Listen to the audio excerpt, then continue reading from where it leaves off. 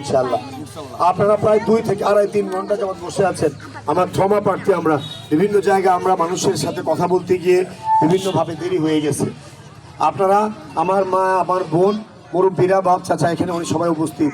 কত আন্দোলন সংগ্রামে যে কষ্ট বিপদ আমার উপর গেছে, আমার নেতাকর্মী প্রত্যেকটা সময় আপনারা দোয়া করেছেন, আল্লাহর কাছে ফরিয়াদ করেছেন, নফল নামাজ পড়েছেন, রোজা রেখেছেন। অনেক মা বোনেরা সেই দোয়ায় আমাদের বাঁচিয়ে রেখেছে। আমাদের নেত্রী বেগম খালেদা জিয়া দুনিয়াতে নেই, আপনারা সকলেই জানেন। আপনাদের নারীর অহংকার ছিল, ওনার জন্য আপনারা দোয়া করবেন, আল্লাহ যেন ওনার জান্নাতবাসী হয়। আমার পরিবারের জন্য দোয়া করবেন। আমার বাবা নাই, ওনার জন্য আপনারা দোয়া করবেন। আমার মা অসুস্থ, ওনার জন্য দোয়া করবেন। আপনাদের কাছে 2-3টা পয়েন্ট আমি একটু উল্লেখ করতে চাই। আমাদের বিএনপির চেয়ারম্যান জনাব তারেক রহমান সাহেব আগামী দিনে যদি দেশ গঠন করতে পারেন, উনি সরকার গঠন করতে পারেন, তাহলে উনি ঘোষণা করেছেন আমাদের মায়েদের নামে অথবা ফ্যামিলির কর্তা যদি আমার বোন হয়, আমার স্ত্রী হয়, যারা আছেন, আপনাদের মহিলাদের নামে একটি ফ্যামিলি কার্ড দিবেন, পারিবারিক কার্ড দিবেন। এই কার্ডে সরকারের পক্ষ থেকে একটি অর্থনৈতিক সহযোগিতা দেওয়া হবে, একটা টাকা আসবে আপনাদের নামে প্রতি মাসে। এটা দিয়ে আপনি সংসার চালাতে পারবেন। আমরা জানি সংসার চালাতে আপনাদের অনেক কষ্ট হয়। আমরা যারা পুরুষরা রোজগার করি, অনেক মহিলারাও আপনারা রোজগার করেন।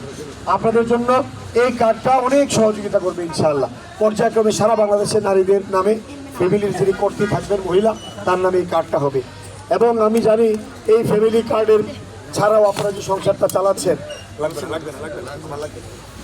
এই যে সংসার চালাচ্ছেন আপনারা, এই স্বামীরা বা আপনারা যে রোজগার করে যে টাকাটা দেন, এই টাকাটা আপনারা কষ্ট করে মাটির ব্যাংকে, বালিশের নিচে, খেতার নিচে বিভিন্ন জায়গায় রাখেন, চেষ্টা করেন একটু সঞ্চয় করি, কোনো বিপদে যদি কাজে লাগে।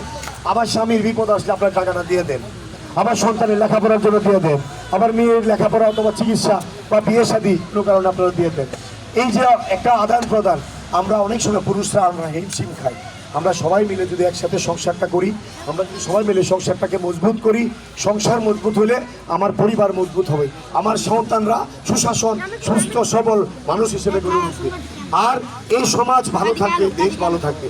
তাই তারেক রহমান সাহেব আমাদের নারীদেরকে স্বাবলম্বী করার জন্য চিন্তা ভাবনা করছেন। এবং অর্ধেকের বেশি হলো নারী, প্রায় 51% মানুষ নারী, আর 49% হলো পুরুষ। আমরা আপনাদেরকে অবহেলিত রেখে, দুর্বল রেখে এই দেশ এবং সমাজ আমরা মজবুত করতে পারবো না। এই জন্য আপনাদের জন্য এই চিন্তা ভাবনা আছে। কৃষক যারা আছেন, কৃষকদের জন্য কৃষি কার্ড দেওয়া হবে। আপনারা সরকার থেকে একটা অনুদান পাবেন প্রতি বছর। এই কৃষকরা ফসল ফলানোর সময় সার, বীজ, কীটনাশক আপনারা সরকারের পক্ষ থেকে একটি অনুদান হিসেবে পাবেন অর্থ। এই অর্থ দিয়ে আপনি আপনার টাকার সাথে যোগ করে আপনি কৃষিকাজে ব্যয় করতে পারবেন।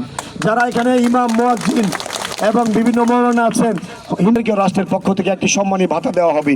তাই আপনারা সবাই তারেক রহমানের জন্য দোয়া করবেন, আমাদের জন্য দোয়া করবেন। আগামী নির্বাচনে সবচেয়ে বড় কথা, একটা গণতান্ত্রিক পন্থায় নির্বাচিত সরকার খুবই দরকার। সেই কারণে আমি আপনাদের কাছে আসছি। আমি বিএনপির পক্ষ থেকে তারেক রহমানের প্রতিনিধি হিসাবে, আমি ভৈরব কুলিয়ারচরের সন্তান, আমি আপনাদের সন্তান। আপনারা আমার জন্য দোয়া করবেন। মা যারা আছেন সন্তান হিসেবে আপনারা প্রত্যেকের কাছে গিয়ে ভোটটা চাইবেন। যারা বোনেরা আছেন, ভাইয়ের জন্য আপনারা যার যার কাছে গিয়ে বলবেন আমার ভাই আলম, তার জন্য আপনাদের এবার একটু ভোট দিতে হবে। ইনশাল্লাহ আমি কথা দিচ্ছি, আমি আপনাদের এই ভোটের আমানত, পবিত্র আমানত আমি খেয়ানত করব না।